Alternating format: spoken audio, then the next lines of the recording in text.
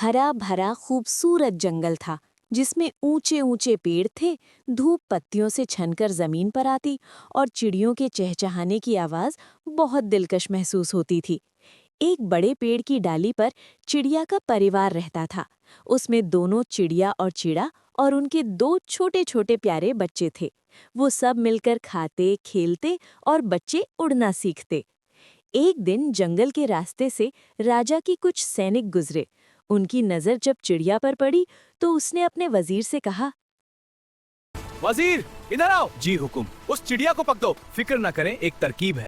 और एक सैनिक नीचे उतरकर एक पेड़ के नीचे बड़ा सा जाल बिछाता है और गेहूं के दाने डालकर फैला देता है ताकि चिड़िया आए तो उसको गेहूं के दाने नजर आ जाएं।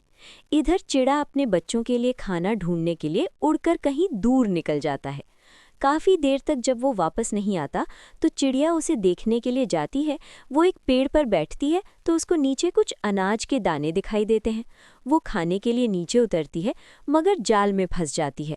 सिपाही उसको पिंजरे में बंद कर लेते हैं। वो अपने पंख फड़फड़ाती है मगर कुछ नहीं होता। सिपाही उसको लेकर महल की तरफ निकल जाते हैं। इधर चिड़िया के बच्चे बहुत परेशान होते हैं। जब चिड़ा वापस आता है तो वो उससे पूछते हैं, मामू, माँ कहाँ है? ये निशान राजा की घोड़ागड़ी के और बिखरे दाने। अब समझ आया, उसे राजा के महल ले गए हैं। जहांपना, आपकी पसंदीदा चिड़िया हाजिर। सिपाही चिड़िया को लेकर राजा के महल में जाते हैं और राजा को देते हैं।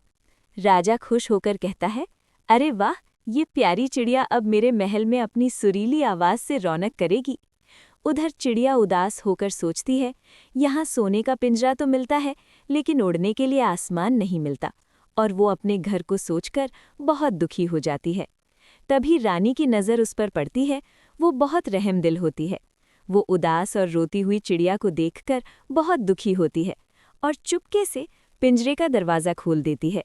चिड़िया वापस उड़कर अपने परिवार के पास चली जाती है और वो सब हंसी खुशी रहने लगते हैं।